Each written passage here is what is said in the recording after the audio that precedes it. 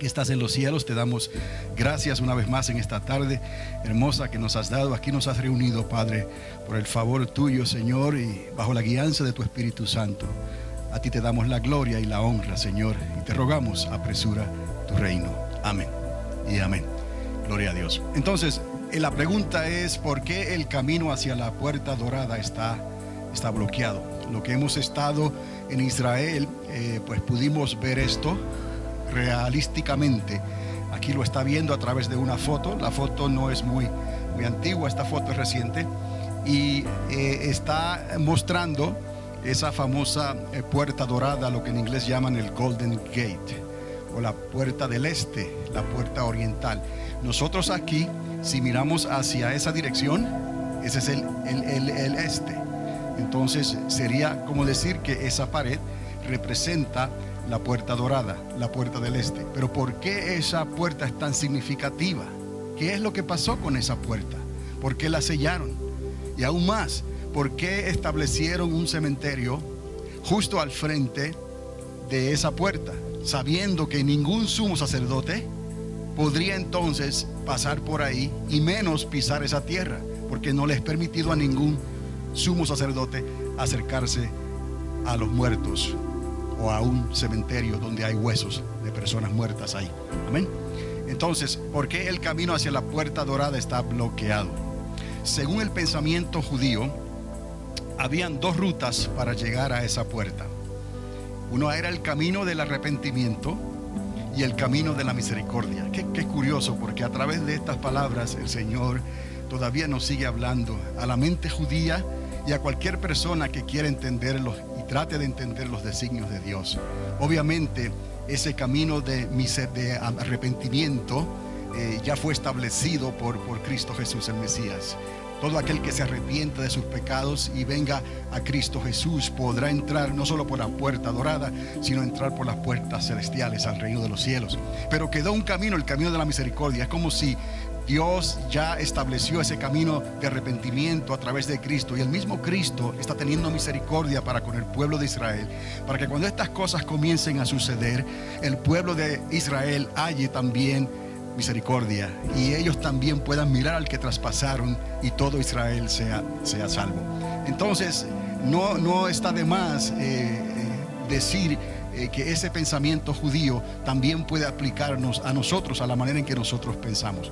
A esos dos caminos, el camino del arrepentimiento y el camino de la misericordia, naturalmente conducían hacia esa puerta externa por fuera.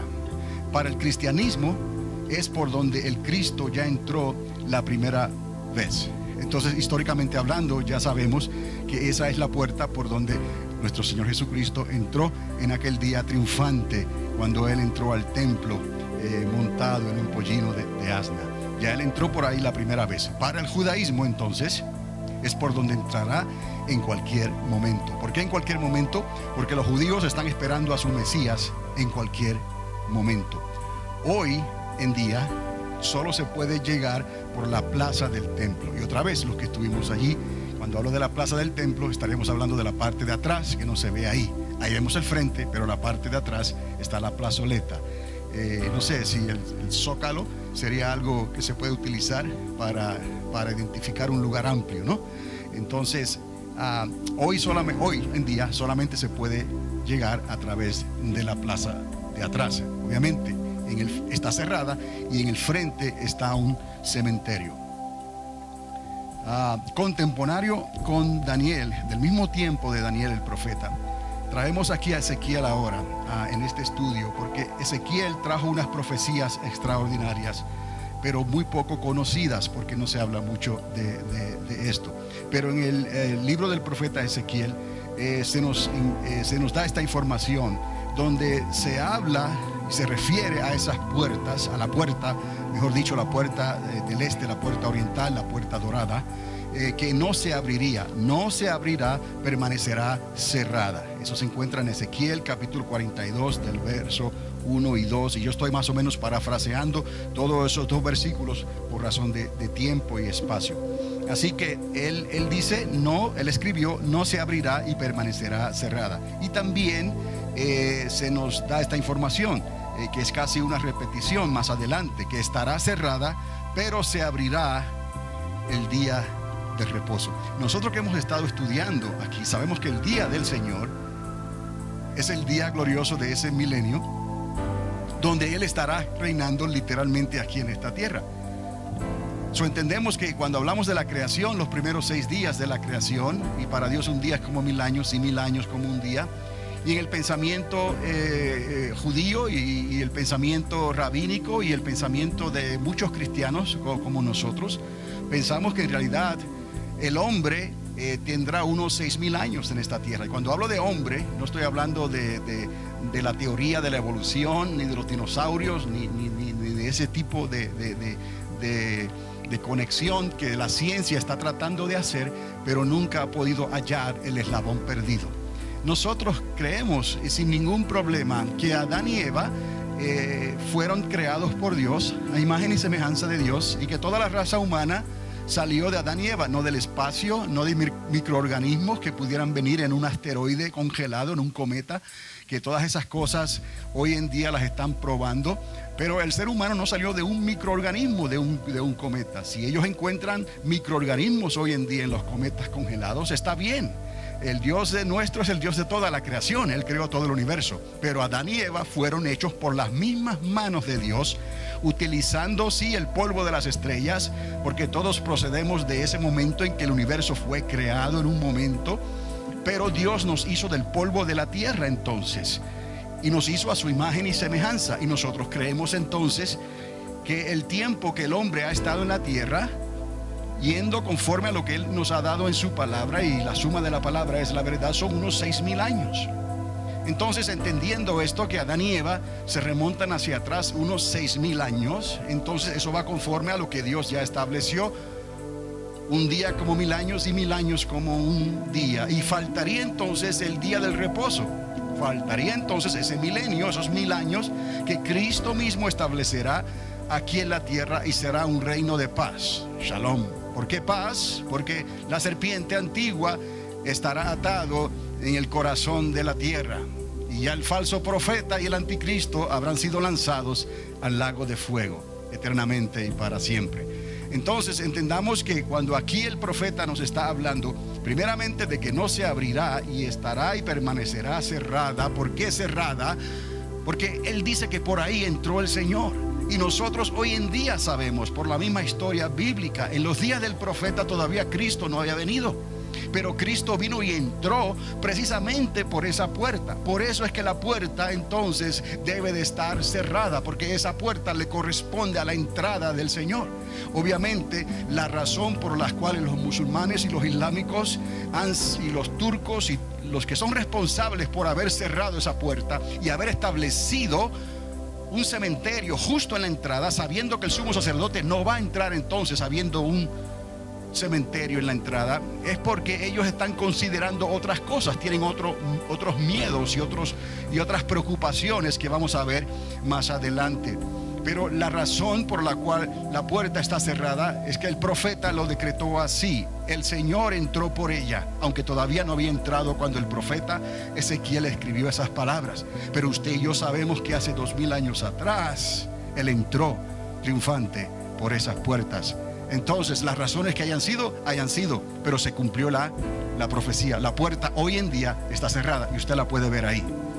Entonces hay algo más detrás de todo eso, porque hay otros que están interesados en que esa puerta no se abra. Hay otros que están interesados en que lo que vaya a venir por el este no llegue. Y entonces de ahí es que entendamos el por qué la puerta está cerrada y por qué el primer anticristo no sabía esto, pero el segundo que viene sí lo sabe. Entonces continuamos aquí. Hasta el día de hoy el Islam quiere esa puerta cerrada por miedo al Mesías de Israel. Entonces el pueblo islámico, el pueblo musulmán conoce la historia y han decidido hacer todo lo que esté a su alcance para evitar que Israel vuelva a establecerse como una nación de liderazgo en toda la tierra, porque a Israel se le dio el liderazgo de ser luz a las naciones de la tierra. Entonces, con esa división que hubo en los días de Ismael, cuando nació Ismael primero y luego nació Isaac, pero Isaac fue el hijo de la promesa. Los musulmanes y el Islam insisten que no fue a través de Isaac, que la promesa de Dios llegó a la humanidad a través de Ismael. Entonces, de ahí luego que apareciera el profeta Mahoma, se escribiera el Corán y sacaran toda esa información que también podría aplicarse como otro evangelio. Pero el Corán no tiene nada de bíblico, no tiene en realidad nada de verdad, porque es contrario a la misma escritura. Si no es la escritura que acepta los primeros 5 libros de la Biblia como algo que fue dado por Dios, y ellos en parte aceptan algunas de esas cosas, pero las torcieron para su propia perdición. Pero el asunto no es tan solamente las primeras 5 partes, 5 libros del Pentateuco, sino más bien que Cristo viene. Ese es el profeta anunciado, que Él vino y murió, y no solamente murió, sino que resucitó al tercer día, resucitó y está sentado a la diestra del Padre. Si algún espíritu, dice Juan en su evangelio, no cree, y cuando hablo de espíritu me refiero entonces al ser humano, a la persona. Si de adentro no cree que Cristo vino, murió y resucitó y está sentado a la diestra del Padre, entonces el tal tiene espíritu de anticristo, el tal no es de Dios.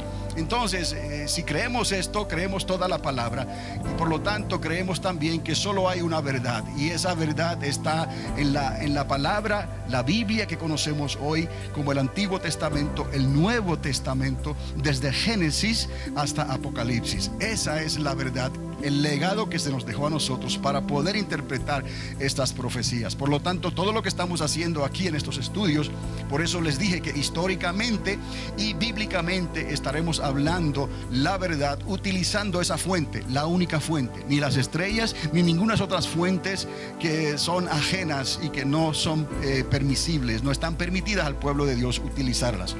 Entonces, el Islam y el pueblo musulmán hoy en día quieren asegurarse de que esa puerta permanezca cerrada y que ese cementerio continúe en ese lugar. Sin embargo, vamos ahora a ver algo más relacionado. Sin embargo, lo que sigue adelante estaría compartido por ambos anticristos. Cuando digo estaría compartido por ambos anticristos, es que esto que les voy a leer ahora es algo que le ocurrió al primer anticristo. Él fue responsable de eso que se dice ahí. Y el segundo anticristo también será responsable de eso que vamos a leer. Aunque hay algunas cosas que el primer anticristo no supo, y vamos a ver obviamente por qué.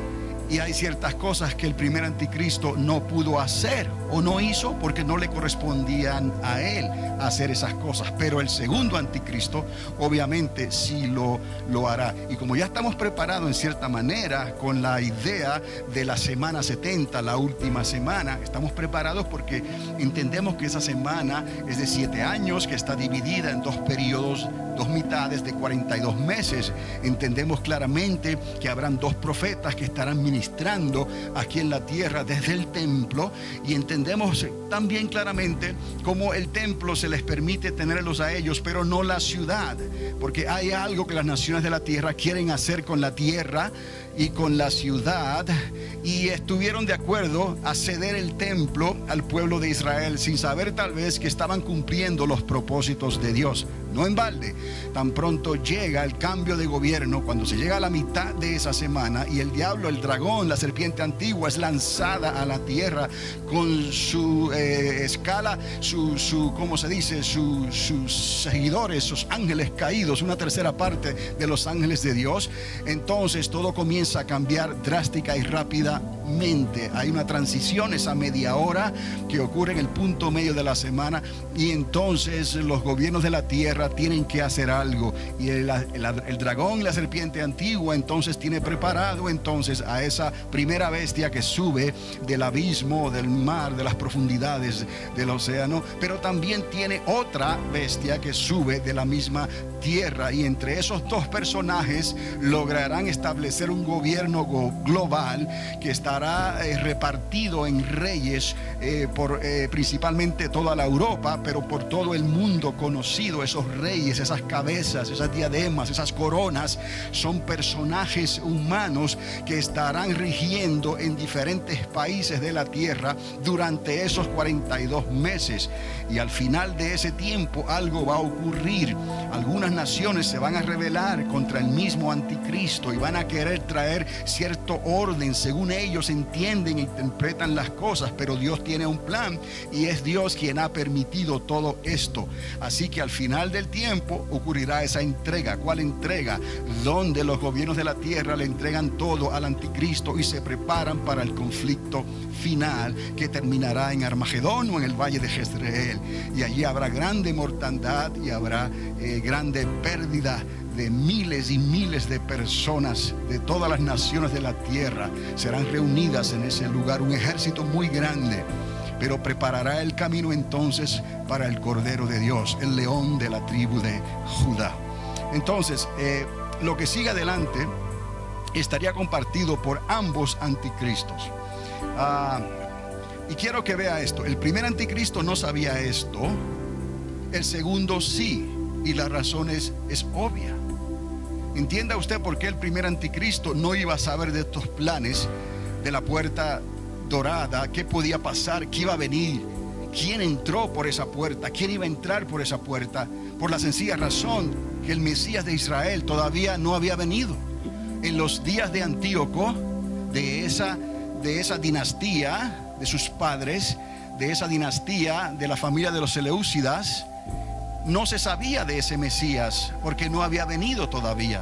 ¿Me explico? Entonces ese primer anticristo no tenía una idea, un concepto claro todavía de quién iba a ser ese Mesías, quién iba a ser el Cristo. Aún el mismo diablo, la serpiente antigua, el Señor le reprenda, el Señor lo vio caer del cielo como un rayo, se acercó y estaba con duda, no sabía si eres el Hijo de Dios, si eres el Hijo de Dios. 3 veces le pregunta, tratando de indagar qué es lo que está pasando.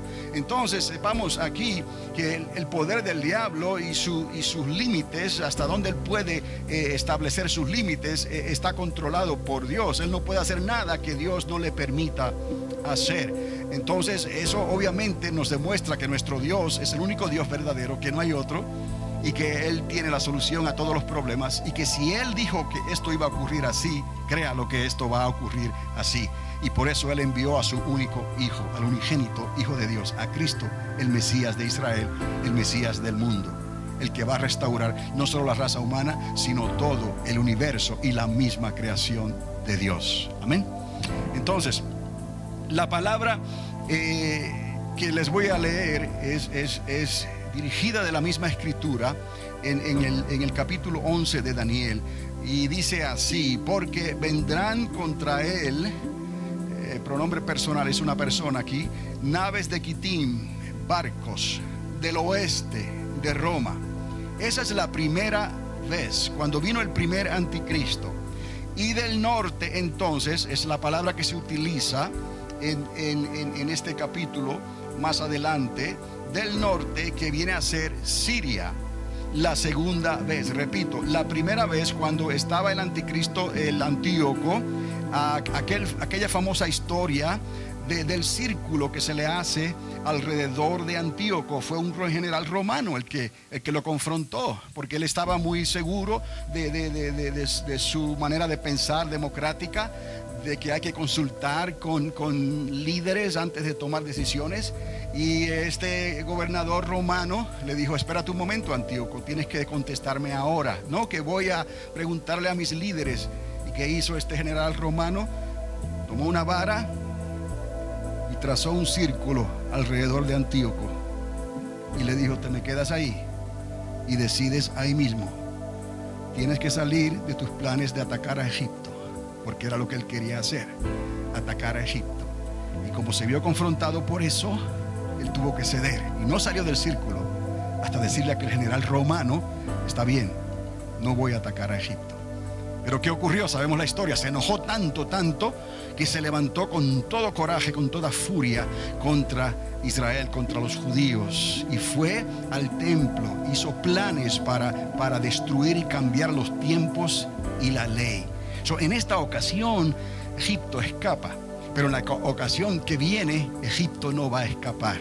Estamos hablando de un mismo espíritu, pero personajes diferentes. Antíoco de los Seleucidas, de esa dinastía, y este hombre que va a venir, y la palabra nos da a entender que viene de la misma área, del mismo lugar. Estas naciones se van a reunir, así que es como si la historia se está repitiendo, pero esta vez tendrá una conclusión final. Y de la misma manera que Antíoco no pudo, luego que Antíoco hizo lo que hizo, y les leí en la Biblia que contiene las escrituras de los Macabeos, Primera de Macabeos, se nos da la historia, todos los datos históricos de qué fue lo que ocurrió y cómo este personaje de anticristo obró contra Israel, trató de cambiar los tiempos y la ley, hizo matanza con judíos, quitó y puso como él quiso. Y luego de todo eso, él trató de volver otra vez y destruir a los judíos, y esta vez Dios lo cortó. ¿Qué ocurre aquí? De la misma manera, el segundo anticristo va a tratar de hacer lo mismo, y al final Dios lo cortará también. Entonces la historia se está repitiendo. Es necesario entender estas cosas para que poder localizarnos nosotros hoy en día, en el 2011, en el 2012 mejor dicho, localizarnos históricamente y proféticamente qué es lo que está pasando en el mundo entero. Aparte de que estamos en política de reelección pronto y cambios de gobiernos probablemente, eso no quita que ya hay un espíritu en la tierra que está preparando el advenimiento, no del Mesías de Israel, sino el advenimiento del anticristo y del falso profeta. Y las naciones de la tierra, quieran o no, tendrán que confrontar esta realidad. Y la iglesia de Jesucristo, quiera o no, tendrá que entender esta realidad para poder ser utilizada por el Espíritu Santo en estos días tan difíciles que estamos y nos ha tocado vivir. Pero aún así, no cambiaría estos días por nada del mundo, porque serán los mejores días para el pueblo de Dios, porque nuestros ojos verán